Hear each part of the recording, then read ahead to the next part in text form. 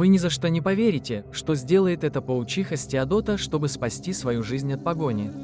Ведь ее голодные братья-каннибалы приближаются, но она обладает одним невероятным навыком.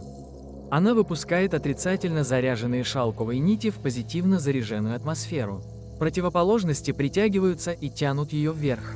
Эта паучиха пользуется законами физики, она высоко взлетает, дальше ее подхватывает ветер, и теперь она может преодолевать тысячи километров. Такими полетами они колонизировали каждый уголок Земли, ведь во власти ветра она не может выбрать, где приземлиться.